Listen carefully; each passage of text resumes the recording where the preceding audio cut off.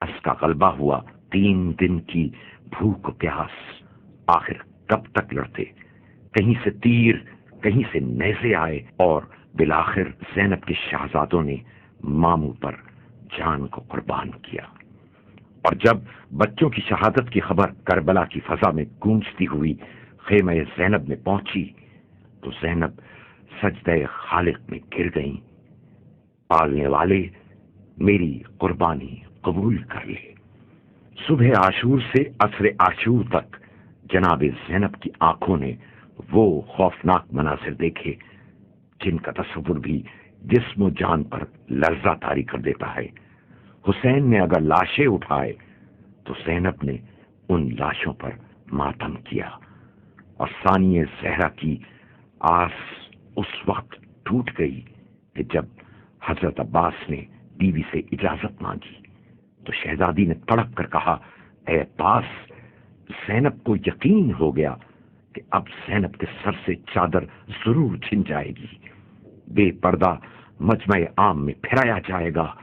عباس، تم زینب کے پردے کا یقین ہو، لیکن اب زینب کا یقین ٹوٹ گیا۔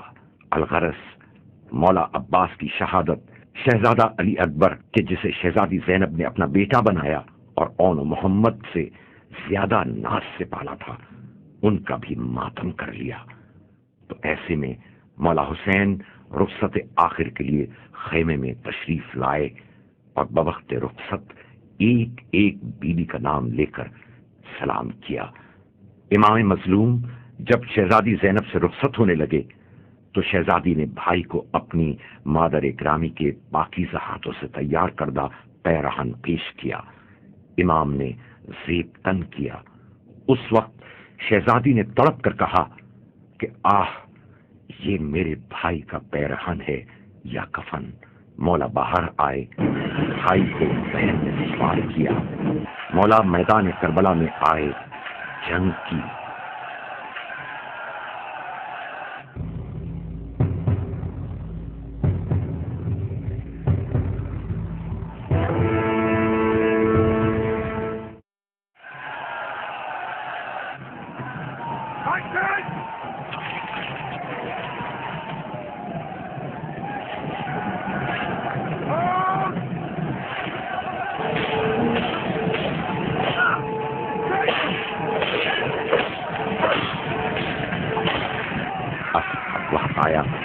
آواز رب العزت آئی، اے حسین اب صبر کر۔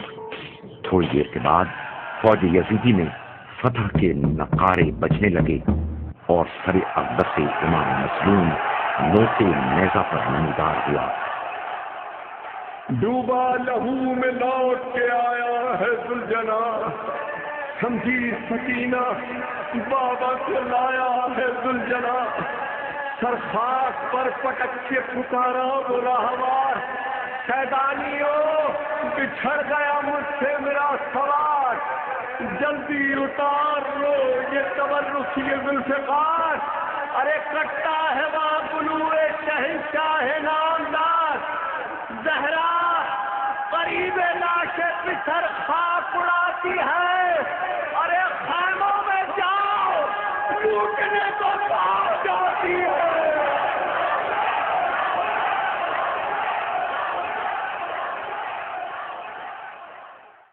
چاہنے والی بہن نے جو یہ منظر دیکھا پائے ضبط نہ رکھ سکی، نالا و فریاد کرنی شروع کی۔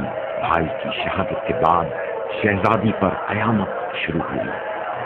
ظالموں نے اہل حرم کے سروں سے چادریں چھین کر اہل بیت اطہار کے خیموں میں آگ لگا دی۔ بیویاں ایک خیمے سے ہوتی ہوئی دوسرے خیمے پہنچی، آگ وہاں بھی پہنچ گئی۔ الغرض بیویاں اس خیمے پہنچی جہاں سید سجاد غشی کے عالم میں پڑے تھے۔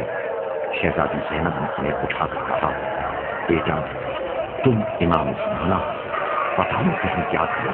جناب سجاد نے آنکھیں کھولی تو کسی بیوی کے سر پہ ریدا موجود نہیں تھی۔ وہ وقت شہزادی زینب پر مصیبت کا وقت تھا، اور اس کے بعد ایک ایسی شام آئی جو غریبوں کی شام تھی، یتیموں کی شام تھی، مظلوموں کی شام، شام غریباں۔ اس شام میں زینب کبھی علی اکبر بنی تو کبھی عباس۔ یتیموں اور بیواؤں کو جمع کر کے خیمے کے چاروں طرف اس طرح سے پہرا دے رہی ہیں جیسے کبھی عباس دیا کرتے تھے۔ کسی کی مجال نہ ہو کہ خیام حسینی کی طرف نظر اٹھا کر دیکھے۔ ایسے میں ایک گھڑ سوار خیمے کی طرف بڑھا۔ جناب زینب نے کہا، اے شخص، میرے بچے ابھی سوئے ہیں، اگر ہمیں لوٹنا ہے تو صبح آ کر لوٹ لینا۔ لیکن وہ گھوڑے سوار نہیں رکا۔ ایسے میں شہزادی کو جلال آیا۔ اے گھوڑے سوار، میں کہتی ہوں رک جا، تجھے معلوم نہیں میں علی کی بیٹی اور عباس کی بہن ہوں۔ یہاں بی بی کا اتنا کہنا تھا کہ گھوڑے سوار نے نقاب کو الٹا اور کہنا شروع کیا، اے زینب، نہ پہچان سکی، میں تیرا بابا علی مشکل کشا ہوں۔ یہاں شہزادی نے بابا کو دیکھا، باپ کے قدموں میں گر گئیں۔ بابا، اب آئے ہو؟ اس وقت کہاں تھے جب میرا عباس بازو کٹوائے نہر فرات پر سو گیا؟ میرا علی اکبر سینے پر برچھی کھا کر اس دنیا سے چل بسا۔ بابا، میرا ماجایا حسین، ظالموں نے کند خنجر سے میرے بھائی کو ذبح کر دیا۔ شہزادی سے پائے ضبط نہ رہا اور بابا کے پاس پھوٹ پھوٹ کر روئی اور حال دل سنایا۔ میرے مولا نے بیٹی کو دلاسا دیا، اے زینب، صابرہ کی بیٹی ہو، صبر کرو۔ اور 11 محرم آئی، اہل حرم کو بے پردہ کر کے قیدی بنایا گیا۔ جناب سید سجاد کو زنجیروں اور ہتھکڑیوں میں جکڑ لیا گیا اور پھر اس لٹے ہوئے قافلے کو کوفے کی طرف لے جایا گیا۔ وہ شہزادیاں تھیں کسی زمانے میں کوفے کی، اور آج قیدی بنا کر لے جائی جا رہی ہیں۔ لٹے ہوئے قافلے حسینی کا کوفے میں داخلہ اور شہزادی کا خطبہ۔ جب اس لٹے ہوئے قافلے کو کوفے کی طرف لے جایا گیا تو در کوفہ سے ایک آواز بلند ہوئی، السلام علیکہ یا بنت امیر المومنین۔ بس یہ سننا تھا کہ شہزادی صبر نہ ہو سکا۔ کون ہے جو اس عالم غربت میں زینب پر سلام بھیج رہا ہے؟ یہاں شہزادی نے اپنے سر کو بلند کیا اور درے کوفہ پر مسلم غریب کا سر نظر آیا۔ بہن بھائی کا سر دیکھ کر تڑپ گئی۔ الغرض ان کی آمد پر ان کی دل آزاری کے لیے کوفے کے بازاروں کو، درباروں کو سجایا گیا۔ ایسے محسوس ہو رہا تھا کہ جیسے کوئی عید کا دن ہو۔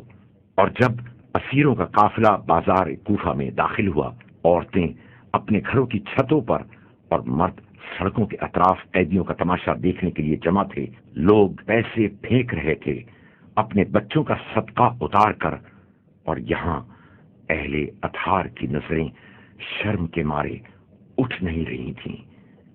جب یہ قافلہ ایک مقام پر ٹھہرا تو شہزادی زینب کے ناقے کے قریب ہی ایک عورت اپنے مکان کی چھت پر بیٹھی ہوئی یہ سب کچھ دیکھ رہی تھی۔ اس نے پوچھا، تم کون لوگ ہو؟ کس قبیلے و قوم سے تعلق رکھتے ہو؟ تو اس وقت شہزادی نے تڑپ کر کہا، اے ام حبیبہ، تو بھی نہ پہچان سکی؟ میں تیری شہزادی زینب ہوں، اور یہ جو نو کے نیزہ پر سر بلند ہے وہ میرے ماں جائے کا سر ہے۔ یہ سن کر ام حبیبہ تڑپ گئیں، نالہ و فریاد کرنے لگیں۔ اس موقع پر بیمار کربلا نے ضعف اور ناتوانی کے باعث اپنی نحیف و بھرائی ہوئی آواز میں فرمایا، تم ہی نے تو ہمارا خون بہایا ہے، قیدی بنایا، اور اب تمہاری عورتیں ہمارے حال پر گریہ کر رہی ہیں۔ ہمارا اور تمہارا فیصلہ خدا کے سپرد ہے۔ روایت ہے کہ جب جناب زینب کبریٰ کوفے میں داخل ہوئیں تو ثانیہ زہرا نے یہ خطبہ پڑھا۔ ثانیہ زہرا کی کوفے کے بازار میں تقریر۔ ثانیہ زہرا کی کوفے کے بازار میں تقریر۔ حمد و سپاس اللہ کے لیے اور درود و سلام میرے پدر بزرگوار محمد مصطفیٰ اور ان کے پاک اور نیک اہل بیت پر۔ کوفے والوں، مکر و فریب کے پجاریوں، رو رہے ہو؟ تمہارے یہ آنسو کبھی نہ رکیں، ہمیشہ فریاد کرتے رہو۔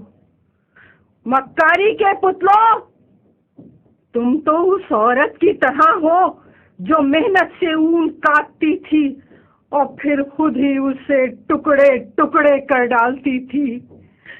اے قسمیں کھا کر پلٹنے والوں، کذب و غرور کے مجسموں، لونڈیوں کی سی خوشامد اور دشمنوں کی طرح عیب جوئی کرتے ہو۔